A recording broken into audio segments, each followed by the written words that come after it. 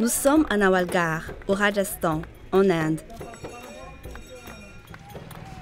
Connu pour ses havlis, comme celui-ci. Il y a 200 ans, Nawalgarh était un important centre de commerce et les marchands vivaient dans des palais comme cela, sur une terre qui était renommée pour son terrain désertique. Maintenant, ce désert a été transformé en exploitation agricole qui approvisionne les rues et marchés de Nawalgarh en légumes frais, fruits, graines et légumineuses. Cette femme, Shravani Devi Pachar, et son mari Om Prakash vivent ici, dans un village appelé Jigarbadi, où ils possèdent une ferme biologique.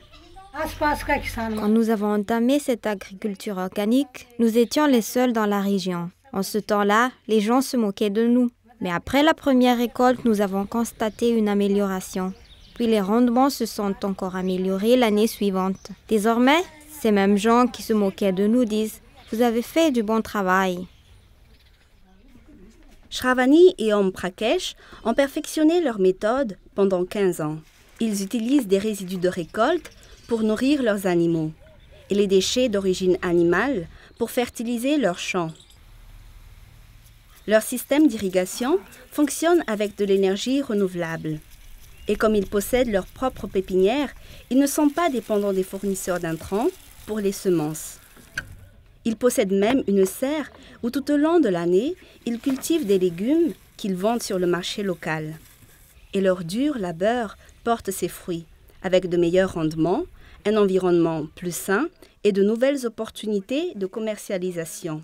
Vous pouvez voir que dans cette exploitation, ils ont un verger, ils ont des arbres, ils ont des cultures, ils ont des animaux.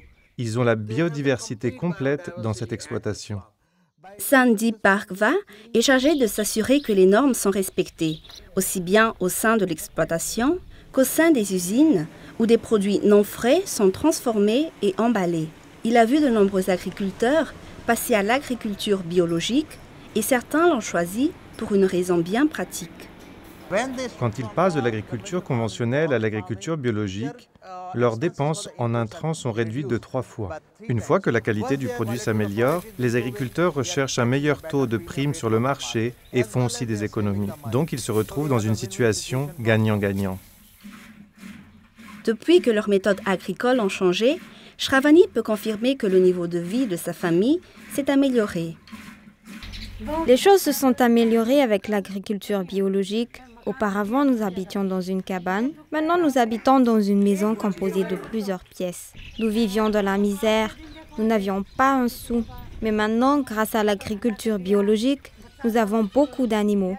Notre fils et notre fille sont mariés. Nous possédons des bijoux et nous avons construit une maison. Nous avons pu faire tout cela grâce à nos rendements.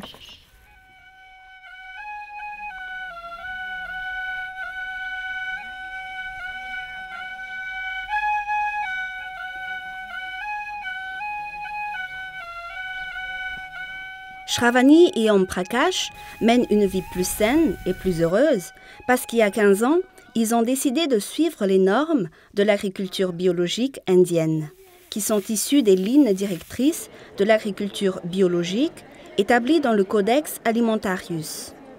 Célébrant son 50e anniversaire en 2013, le Codex Alimentarius a été créé par l'Organisation des Nations Unies pour l'alimentation et l'agriculture, FAO, et l'OMS, l'Organisation mondiale de la santé, dans le but de protéger la santé des consommateurs et pour assurer des pratiques commerciales loyales. Sanjay Dev est un ressortissant indien et président de la commission du Codex. Il a passé de nombreuses années à développer des normes biologiques dans son pays d'origine et il aime partager les leçons qu'il a apprises. Nous avons appris des choses du Codex, nous nous servirons du Codex. Nous utiliserons notre expérience tout en travaillant sur des produits organiques pour vous former. Si ton voisin est heureux, tu seras aussi heureux. Les formations vont des initiatives internationales jusqu'à des activités locales de base. Des centres comme celui de Nawalgarh offrent des formations aux agriculteurs indiens. Vijay Deep Singh est le directeur général de la Fondation pour l'alimentation biologique, Murarka. Maintenant, il est pour le moins surprenant de dire que le codex devient la base pour l'amélioration et la durabilité des activités de l'agriculteur. Mais comment donc? Les agriculteurs suivent les normes définies pour la récolte, le labourage, l'arrosage des cultures. Grâce au codex, ils connaissent maintenant ces normes. Ainsi, les compagnies, qu'elles vendent de la nourriture biologique ou conventionnelle, peuvent acheter leurs produits à un taux plus élevé. Tout en s'assurant de l'application des normes du codex, la Fondation assiste les agriculteurs dans la commercialisation de leurs produits. Nous vendons nos produits à travers la Fondation Murarka. Ils ont des magasins partout, ici et dans d'autres pays. Ils revendent nos produits qui sont consommés par des gens provenant de contrées lointaines. Verdman Bapna travaille pour la Fondation. C'est cette organisation qui a établi en premier lieu les groupes d'agriculteurs pour qu'ils cultivent des produits biologiques, ici dans la région semi-déserte du Rajasthan, en 1993. Nous travaillons actuellement avec 200 000 agriculteurs dans tout le pays. Nous travaillons dans presque 16 États. Et chaque mois, le nombre augmente. Actuellement, nous exportons vers les États-Unis, les pays européens, l'Australie, la Nouvelle-Zélande, le Singapour, la Malaisie, les pays du Golfe, le Canada et la prochaine destination est l'Arabie saoudite.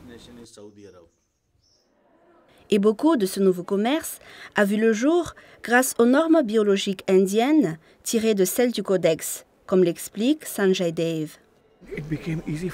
Il est devenu facile pour nous de parvenir à un accord. Nous faisons cela avec 3 ou 4 partenaires commerciaux, d'importants partenaires commerciaux. Ainsi, nous parvenons à une équivalence. Les exportations ont augmenté de 17, 15, 16 millions de dollars à plus de 350 millions de dollars en 5 ans. C'est ça le codex. Une telle augmentation dans le commerce a eu un impact direct sur les agriculteurs biologiques ici en Inde. Vous pouvez noter le tournant dans la vie d'un agriculteur. Il a acheté une voiture au cours de ces 5 dernières années. Il peut se permettre d'utiliser un système solaire et il a toutes ses plantations de légumes ici. Et chaque jour, il parcourt 20 km pour vendre les légumes. Et les légumes sont vendus dès qu'il arrive au marché. Il est donc très heureux. Et sa famille bénéficie d'un meilleur statut social. Les coûts agricoles sont nuls maintenant. Qu'est-ce que l'agriculteur recherche d'autre, mon frère? Dans l'agriculture conventionnelle, le coût des intrants comme les fertilisants chimiques, les pesticides et les insecticides rend l'agriculteur impuissant et ses profits ne dépassent pas les 15%. Tout cet argent revient au magasin de pesticides. Les pesticides sont tellement chers, mais il est facile de fabriquer des intrants biologiques sur la ferme même, et c'est un grand bénéfice. Quelle joie que cela procure! De ce succès, les autres agriculteurs dans la région ont commencé à prendre note. 5 à 10 personnes visitent mon exploitation presque tous les jours. Ils disent souvent « Nous voulons aussi faire comme toi, peux-tu nous montrer ?» Alors nous les instruisons. Maintenant, les gens aspirent à une pompe solaire et une serre. Ils essaient aussi d'utiliser moins de pesticides. Ils essaient maintenant, c'est très bien.